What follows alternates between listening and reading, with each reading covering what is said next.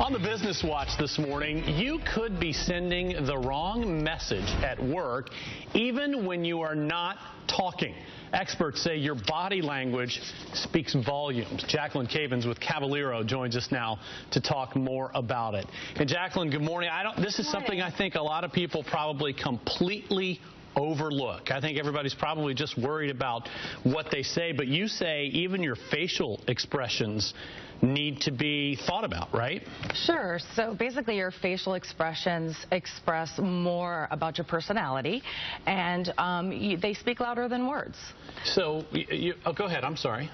So they speak louder than words. Yeah. So in other words, if your boss is going to hand you an assignment, right, you want to make sure that you're being cognitively aware. Not rolling your eyes. Exactly. And if you want to, take that assignment or not take that assignment, that you're just not shrugging your shoulders, that the expressions between your smile and your eyes, you're trying to keep it as most neutral as possible, whether you want the assignment or not. All right. And you also say that you need to be conscious of your walk.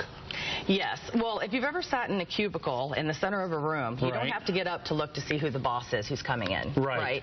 So we all know without having to stand up and look over who's walking in. So for ladies, if you're walking with heels, you want to be cognitively aware of the sound that you're bringing into the room. Or with gentlemen, if you're hurried or you're just want to be more in tune with the environment in which you're walking. What about eye contact? Eye contact is actually very key. So we have some people that are very good. This is a good thing for them. They can look straight on, but other folks tend to look up to the left or look up to the right. And sometimes it's not even a matter of them being not interested in your conversation, but is being perceived as they have more thoughts and prefer to be someplace else than at the work that's due at hand. Which is not good at all. No. What about handshake?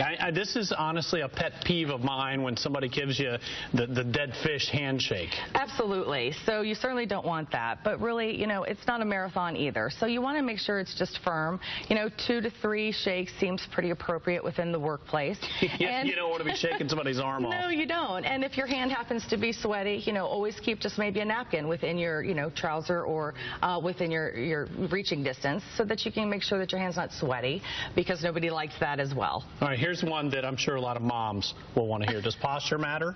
Posture does matter. So what we always want to do is whoever you're speaking with, you just want to make sure that your shoulders are open and broad and just being receptive to the information that's coming to you.